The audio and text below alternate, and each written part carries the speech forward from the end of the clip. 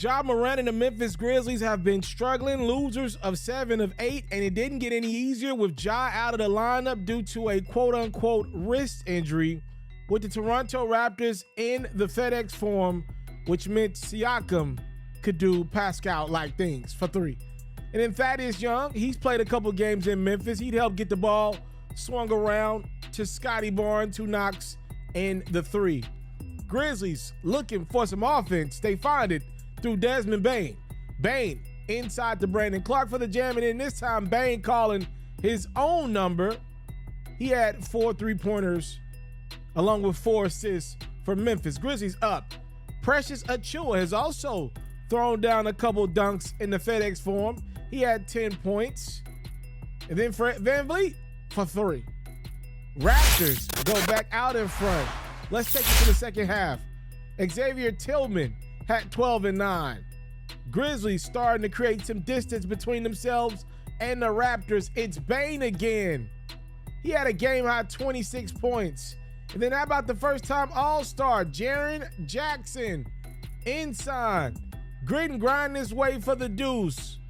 Memphis getting away from Toronto. They're up 9 in the fourth, but the Raptors got something to say. It's Chris Boucher with the putback jam. And then Siakam, who led Toronto in scoring with 19, gets that deuce to go.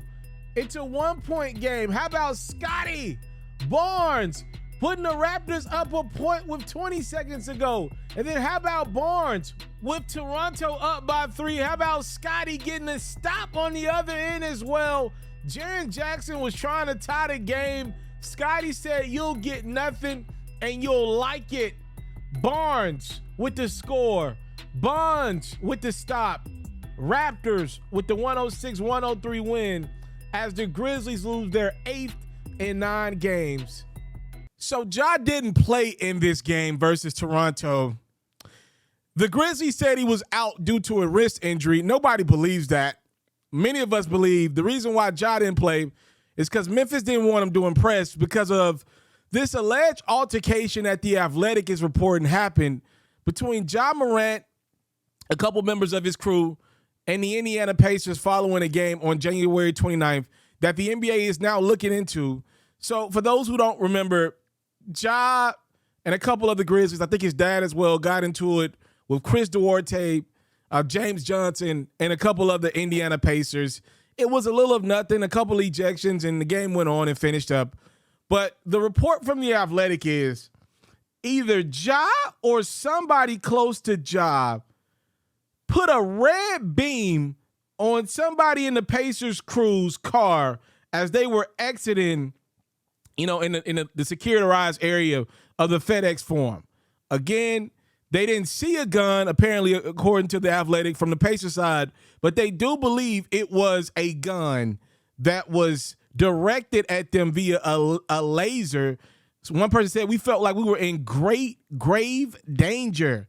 An Indiana Pacers representative said, the league and security have investigated into the matter, interviewing a number of eyewitnesses and reviewed video surveillance following the allegations made by the Indiana Pacers organization. So all of this is one big complete mess. And I want to keep it right here on the guy that it needs to be kept right on, this young, sensational talent that represents the Memphis Grizzlies at point guard, Ja Morant. What I want to do right now is read to you a couple of comments made by old Uncle Shannon Sharpe, who's also had his recent history with Ja Morant and the Memphis Grizzlies, and then I'll come back and tell y'all what I think. I wish Ja would realize he's not a thug. Ja is a really good basketball player. Ja did everything he could to lift himself and his family out of this environment and to get away from this.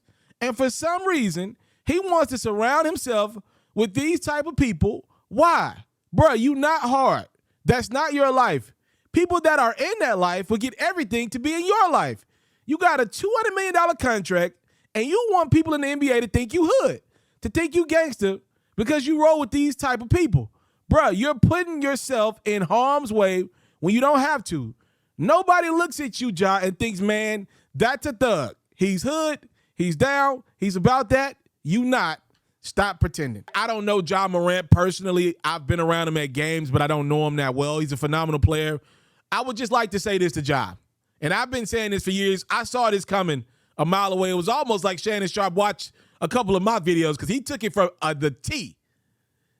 Ja's got to get comfortable realizing that he's not from Memphis. That's where this story begins and ends. Ja's got to be comfortable with being a kid that probably does come from humble beginnings, but he's got to find himself. What Ja Morant wants you to know is, I'm not Steph Curry. I'm not this kid that had professional athletes as parents, came from money, and had the greatest layup, or I guess maybe I should say the jump shot, to get to the NBA. All I had to do was go to school, shoot basketball, come home, and my life was made, and I could be a professional hooper. Ja does not want his story to sound like Steph Curry's story. Steph has seemingly gotten comfortable with what his story is and what it's not. And I love that about Steph. Ja's got to get comfortable finding his own type of security. He's got to realize, okay, maybe you don't want your story to sound like Steph Curry for what it's worth. I'm sure Steph had his own demons, but for what it's worth, I get it. But you got to be comfortable with, okay, maybe my story's not like Steph, but maybe my story's similar to Damian Lillard's. Ja's got to get comfortable finding a story that's real to his life. Because trying to portray this I'm from Memphis image, and I don't even like saying that because what Shannon Sharpe was saying was Ja's trying to portray himself as a thug. I think it's one level deeper. I think Ja wants to show you that he's from Memphis. I don't like associating thug with Memphis because I'm from Memphis. My whole life is in Memphis. I know a lot of hardworking people from Memphis that ain't trying to be on no gangster time, that ain't trying to be a thug or none of that. So I like separating those two. But what I believe Ja is really dealing with is the Memphis part of it more than the thug part of it, which sometimes can overlap but doesn't necessarily mean that they're synonymous in their approach. What I believe Ja is dealing with is I want to be from Memphis. I'm one of the richest people in Memphis right now.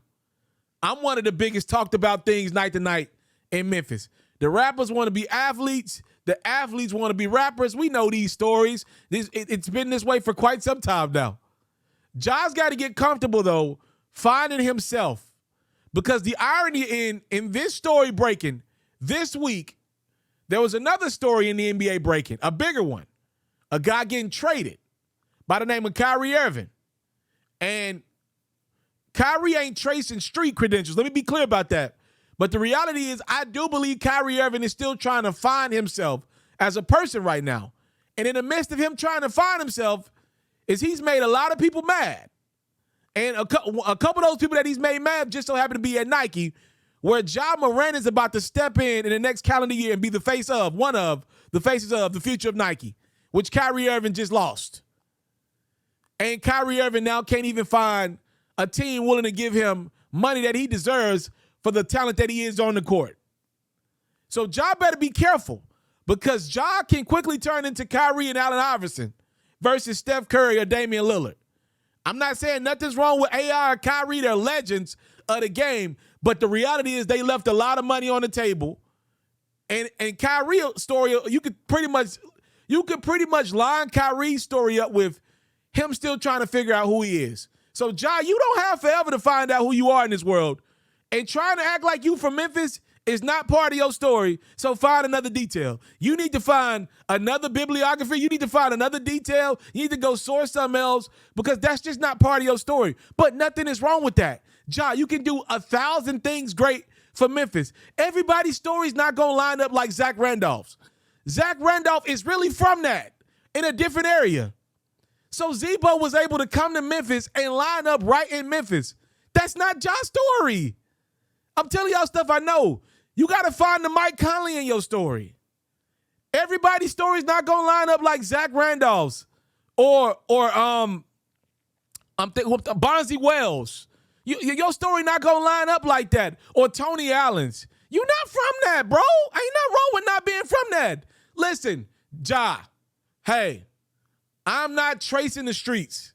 I'm from Memphis for real. But I'm not chasing that part of the story because I'm good in my own skin. I'm good with what I'm growing. I'm good with what's around me, and I want to keep it and protect it And I don't feel like I got to fake, fabricate, or duplicate any part of my story to be somebody that I'm not, bro.